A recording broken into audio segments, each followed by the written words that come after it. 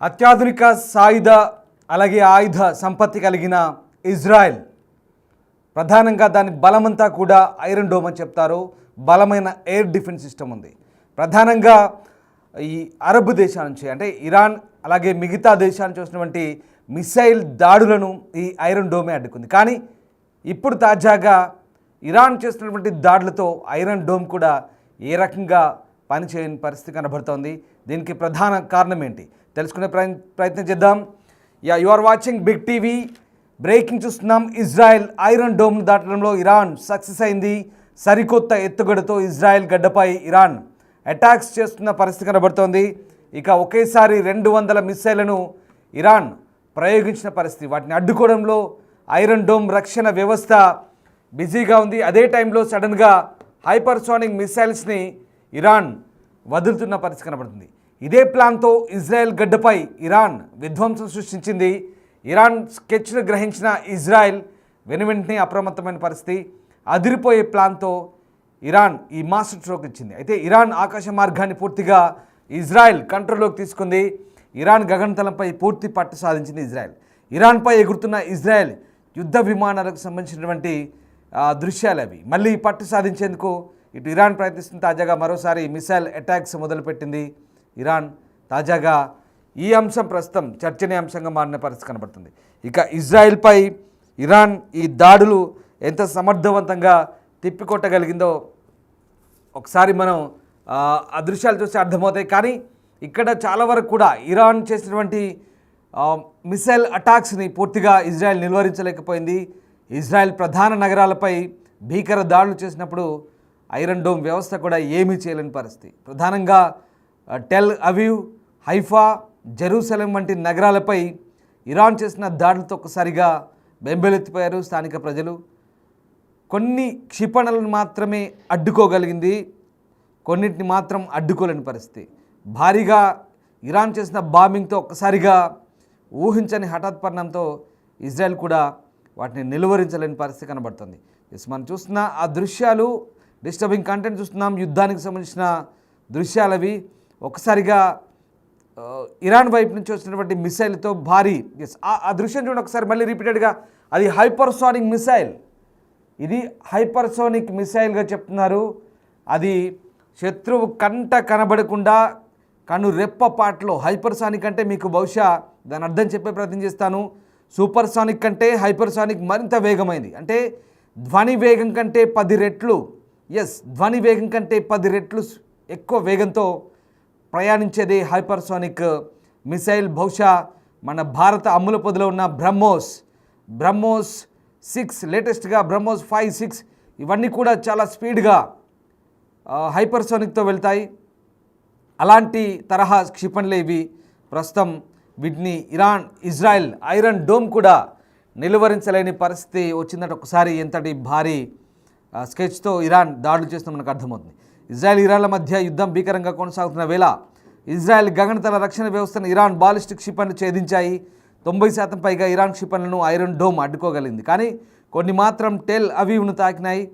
Iran దాడిలో ఇప్పటి వరకు 23 మంది ఇజ్రాయెల్ పౌరులు మరణించినట్టుగా చెప్తున్నారు. 10ల సంఖ్యలో గాయపడ్డ పరిస్థితి. టెల్ అవీవ్లోని కొన్ని ప్రాంతాలను ఇరాన్ టార్గెట్ చేసుకొని బాలిస్టిక్ క్షిపణులను ప్రయోగించింది. దీంతో ఇజ్రాయెల్ అధునాతన గగనతల రక్షణ వ్యవస్థ భారీ పరీక్షనే ఎదుర్కొందని చెప్పాలి. ఎందుకంటే ఇరాన్ వైపు నుంచి వచ్చిన చాలా క్షిపణులను విజయవంతంగా నిరోధించారు. అయితే కొన్ని మాత్రం తమ రక్షణ వ్యవస్థను ఛేదించి టెల్ అవీవ్లోని కొన్ని భవనాలపై పడ్డాయి అని చెప్పేసి ఇజ్రాయెల్ మిలిటరీ చెప్తోంది.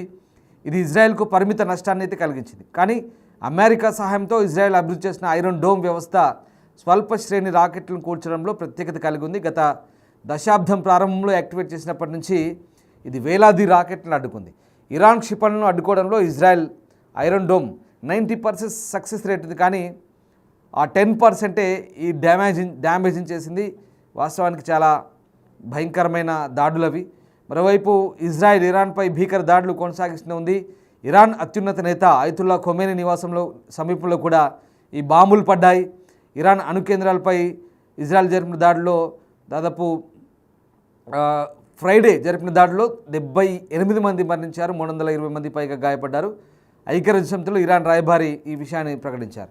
ఈ దాడులు సైనిక జనరల్లు అలాగే సైంటిస్టులు లక్ష్యంగా చేసుకున్నాయి. మృతుల్లో అత్యధికులు సివిలియన్స్ కూడా ఉన్నారంటూ అంబాసిడర్ చెప్తున్నారు. సో ఆ రకంగా అంటే మొత్తం మీద ఇజ్రాయెల్ ఎయిర్ డిఫెన్స్ సిస్టమ్ కొంతవరకు అడ్డుకోగలిగింది, అంటే మేజర్ పార్ట్ అడ్డుకోగలిగింది. బట్ ఆ మిగతా 10% అడ్డుకోలేకపోయింది, నిర్వహించలేకపోయింది. కానీ ఆ 10% భారీ నష్టాన్ని అక్కడ కలిగించిందని మనకు చెప్పాలి. ఒకసారి ఆ దృశ్యాలు చూస్తే మీకు అర్థమవుతాయి. టెల్ అవీవ్తో పాటు హైఫా నగరంపై, జెరూసలేంపై చేసిన దాడులకు సంబంధించిన దృశ్యాలు అవి.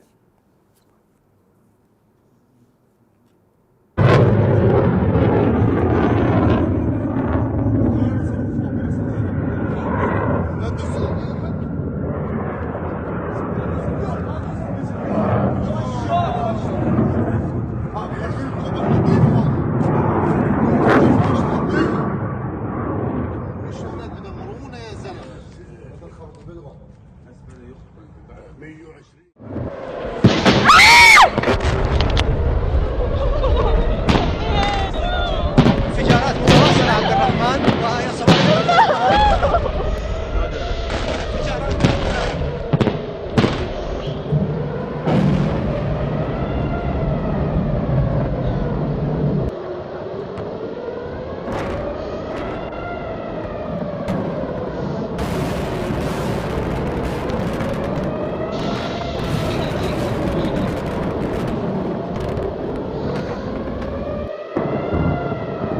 ఇక ఇరాన్ ఈసారి సరికొత్త అస్త్రాన్ని ఇజ్రాయెల్ పైకి వదిలింది.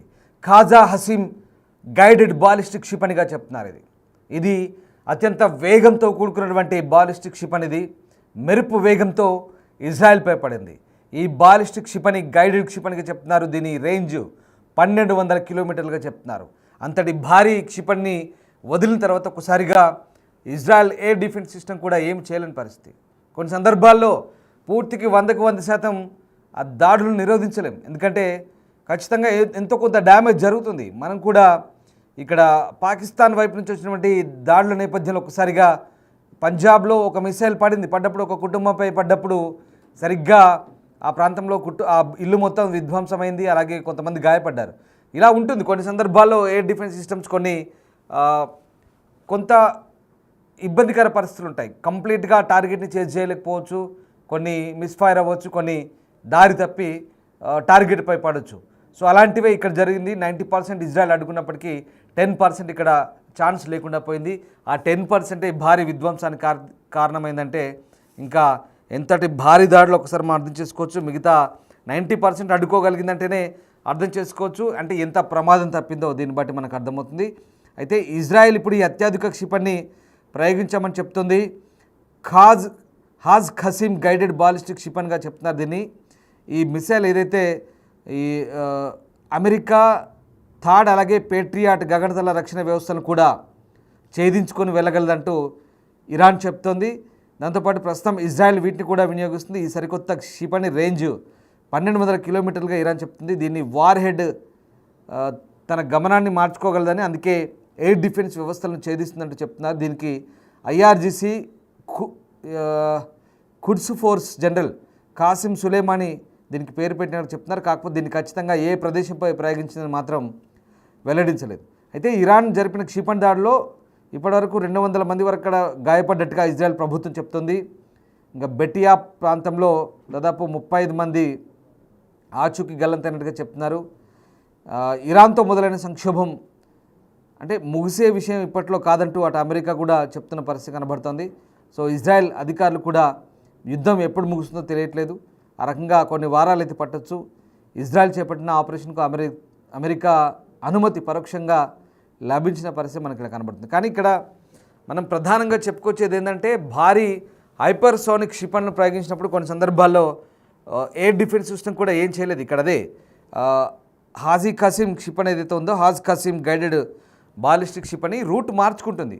ఆబ్వియస్లీ ఆ సందర్భంలో దీన్ని America made Israel made air defence systems కూడా కళ్ళు కప్పి రూట్ చేంజ్ చేసుకుంటూ వెళ్తుందని చెప్తున్నారు. సో ఆ రకంగా కొన్ని దాడులు జరిగాయి అలాగా. కాబట్టి ఇరాన్ చాలా పక్కాగా ఇజ్రాయెల్పై దాడులు చేసింది. తక్కువ అంచనా వేయలేం. ఎప్పుడు కానీ కొన్ని దేశాల మధ్య పోరాటం అయినప్పుడు బలాబలాలు కాస్త అటు ఇటుగా ఉన్నప్పటికీ కొంత టెక్నాలజీ, మనం ఒక ఉదాహరణ చెప్తాను. ఉక్రెయిన్ రష్యాతో పోలిస్తే చాలా తక్కువ సామర్థ్యం ఉన్న పరిస్థితి. కానీ ఇదే ఉక్రెయిన్ ఎక్కడో సైబీరియా తీరంలో ఉన్నటువంటి 5,000 కిలోమీటర్ల దూరంలో ఉన్నటువంటి రష్యా భూభాగంలోకి వెళ్ళి మరి డ్రోన్ అటాక్స్ చేసిందంటే ఆ యుద్ధ తంత్రం, ఆ తెలివితేటలు ఒకసారి మనం గమనిస్తే కనుక అర్థమవుతుంది. సరిగ్గా ఎవరిని తక్కువ అంచనా వేయద్దు అనేది అసలు అదంతా ఒక సరికొత్త టెక్నిక్. అది యుద్ధంలోనే ఇప్పటివరకు జరిగిన యుద్ధాల్లో ఉక్రెయిన్ చేసిన డ్రోన్ అటాక్స్ చెక్కపెట్టెల్లో పెట్టి మరి ఉక్రెయిన్ స్పైస్ ఇంటెలిజెన్స్ వాళ్ళు వాళ్ళ భూభాగంలో వెళ్ళి 30% రష్యా ఆయుధ సంపత్తిని పూర్తిగా నిర్వీర్యం చేయగలిగారంటే ఎంత టెక్నాలజీ. సో ఆ రకంగా ఎప్పుడు శత్రువుని తక్కువ అంచనా వేయలేం. కాబట్టి ఇక్కడ ఇరాన్ విషయాలు కూడా అదే జరుగుతోంది. ఈ విషయంలో ఇక ఇజ్రాయెల్ ప్రధాని కూడా, అంటే అక్కడ ఇజ్రాయెల్ ఎందుకు పట్టుతో ఉంది, ఎందుకు బెట్టు వేయడం లేదంటే ఇరాన్ దగ్గర ఉన్నటువంటి ఈ భారీ క్షిపణులు అలాగే అణ్వాయుధాలను తయారు చేస్తున్నట్టు ఇజ్రాయెల్ మొదటి నుంచి అదే మొత్తుకుంటుంది. అదే కనుక జరిగితే అలాంటి అణువార్ హెడ్లతో కూడినటువంటి క్షిపణులను తయారు చేస్తే ఖచ్చితంగా తమతో పాటు పశ్చిమ దేశాలకు ముప్పు అంటూ ఇజ్రాయెల్ వాదిస్తుంది. అదే విషయాన్ని నెతన్యాహు కూడా చెప్పారు. ఒకసారి నెతన్యాహు ఏం మాట్లాడారో చూద్దాం.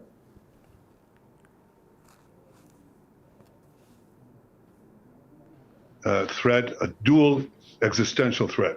One, the threat of Iran rushing to weaponize their enriched uranium to make atomic bombs with a specific and declared intent to destroy us. Second, a rush to increase their ballistic missile arsenal into the capacity that they would have 3,600 weapons a year, new weapons within 3 years, 10,000 ballistic missiles, each one weighing a ton, coming in at Mach 6, right into our cities, as you saw today. And then in 6 years, 20,000. That's no country can sustain that, and certainly not a country the size of Israel. So we had to act. It was the 12th hour. We did act to save ourselves, but also, I think, to not only protect ourselves, but protect the world from threat, a dual existential threat. One, the threat of Iran rushing to weaponize their enriched uranium to make atomic bombs with a specific and declared intent to destroy us. Second, a rush to increase their ballistic missile arsenal into the capacity that they would have 3,600 weapons a year, new weapons within 3 years, 10,000 ballistic missiles, each one weighing a ton, coming in at Mach 6, right into our cities, as you saw today. And then in 6 years, 20,000. That's no country can sustain that, and certainly not a country the size of Israel. So we had to act. It was the 12th hour. We did act to save ourselves, but also, I think, to not only protect ourselves, but protect the world from... right, మొత్తం మీద Iran అణ్వాయుధాలను తయారు చేస్తోంది. ఇది తమకు భవిష్యత్తులో ముప్పుగా పరిణమించే అవకాశం ఉందని Israel ప్రధాని బెంజమిన్ నెతన్యాహు చెప్తున్న అంశాల ఆధారంగా ఇప్పుడు ఇజ్రాయెల్ ఇరాన్పై విరుచుకుపడుతుంది. దీనికి పశ్చిమ దేశాల సహకారం ఉంది. అమెరికానే దీనికి పరోక్ష మద్దతు ఇస్తుంది అనేది ఇక్కడ ప్రపంచ దేశాలు కానీ అలాగే మిగతా ఇరాన్తో సహా మిగతా దేశాలు కానీ భావిస్తున్న పరిస్థితి. కానీ ఇజ్రాయెల్ దాడిని ఇరాన్ కూడా సమర్థవంతంగా అడ్డుకుంది. అట్ ద సేమ్ టైం ఇజ్రాయెల్పై కూడా అంతే మెరుపు వేగంతో దాడులు చేసింది. మనకు ఈ అంశం ఇక్కడ స్పష్టమవుతుంది. అంటే ఇజ్రాయెల్ అడ్డుకున్నప్పటికీ కూడా ఇరాన్ క్షిపణులు కొన్ని వాటిని ఛేదించుకొని, ఐరన్ డోమ్ని ఛేదించుకొని మరి ఇజ్రాయెల్ నగరాలపై దాడులు చేసిన దృశ్యాలు ఇప్పుడు అంటే ఇజ్రాయెల్ యొక్క ఐరన్ డోమ్ వ్యవస్థ ఫెయిల్ అయింది. అలాగే ఇరాన్ క్షిపణులు ఎంత వేగంతో ఇక్కడ వర్కౌట్ అయ్యాయన్నదే మనకు కీలకమైన అంశం. ఆ విషయం గురించి ఇక్కడ మనకు కీలకమైన చర్చ. ఎందుకంటే ఐరన్ డోమ్స్ కంప్లీట్గా ఇంటర్సెప్ట్ చేయలేకపోయాయి. అన్ని పరిస్థితుల్లో చెప్పాను కదా, 90% మాత్రమే అడ్డుకోగలిగాయి. చాలా వరకు అడ్డుకోలేని పరిస్థితి. అంటే 10% అడ్డుకోలేదంటేనే ఇంత డ్యామేజ్ అయిందంటే మిగతా 90% కనుక కాస్త అటు ఇటు అయింటే ఎంతటి భీకర పరిస్థితి ఉండేదో ఇక్కడ మనకు అర్థం చేసుకోవాల్సింది. సో ఆ రకంగా ఇజ్రాయెల్ ఐరన్ డోమ్ కూడా ఫెయిల్ అయిన సందర్భాన్ని ఇక్కడ మేము మీకు చెప్పే ప్రయత్నం చేస్తున్నాం. ఇరాన్ సంబంధించినటువంటి బాలిస్టిక్ గైడెడ్ క్షిపణులు చాలా మెరుపు వేగంతో ఇక్కడ ఇజ్రాయెల్పై దాడి చేశాయి.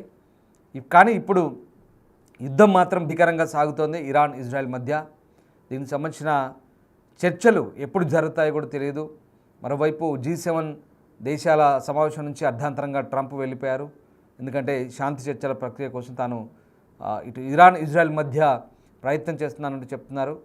అట్ ద సేమ్ టైం ఇరాన్ను ఈ అణ్వాయుధాల తయారీ మానుకోవాలి, మనతో కలిసి రావాలంటూ అమెరికా మరొకసారి హెచ్చరిస్తోంది. ఏదేమైనా ఈ పశ్చిమాసియాలో జరుగుతున్నటువంటి ఉద్రిక్త పరిస్థితులు అయితే ప్రస్తుతం గందరగోళానికి దారితీస్తున్నాయి. ఈ యుద్ధం ఇంకా ఎన్ని రోజులు ఆగుతుంది, ఎన్ని రోజుల పాటు జరుగుతుంది, ఎప్పుడు ఆగుతుంది అనేది మాత్రం క్లారిటీ లేదు.